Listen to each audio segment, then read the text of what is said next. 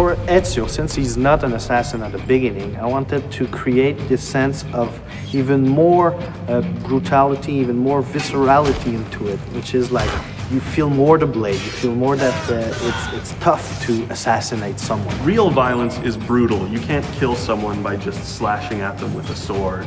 You know, when you kill someone, there's an effect. Your weapon reacts, you know, gets stuck in their bodies. You know, they react to being hit. This is really one of the core concepts of combat. We want to just push it to the point where every time people see a move, they're like, or you want to show your friends. So you bring them over and you say, look at this man do it, and they're all like, oh my God. That's what we wanted to bring. Another thing we wanted is to make fight better, but also make it so that fight wasn't the only tool in the game. So in AC2, there will always be an option for escaping. You have to play smart. You can't always fight every fight because you're going to lose. So you have to pick and choose your battles.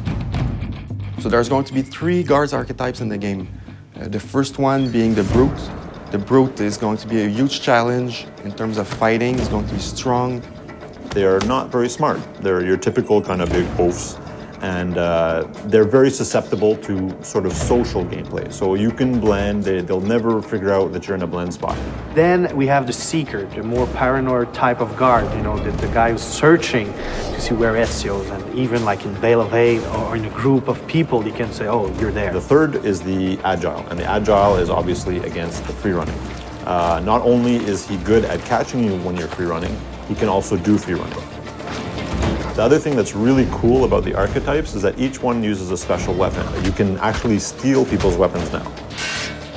By stealing the archetypes' weapons will unlock a whole new set of combat attacks. Okay, this is a type of guy, he has a spear, you know, spears are long, so I can grab it and take it from him and kill someone else. Whereas a Brute is heavily armored and you can pound on him all day long with your weapon and not really get anywhere. You've got to be clever to beat this kind.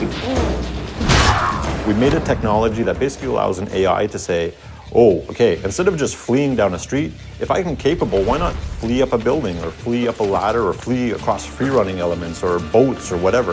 Instead of just having this sort of predictable path where you can see the guy taking off, now the player is going to have to adjust and the AI will then counter-adjust to what the player is doing. In AC2, we have a bunch of new weapon types. We have maces, two-handed weapons, axes and swords. Hammers, spears, halberds, different types of daggers, hidden blades, 2 hidden blades. These allow for a lot of interesting variety to the combat. In AC1, the only thing you could do in fight with the hidden blades was counter kills. There was nothing else. But this time around, it counts as a full weapon. You're going to want to be more visceral. You're going to want to attack. You're going to want to kill. You're more of a badass.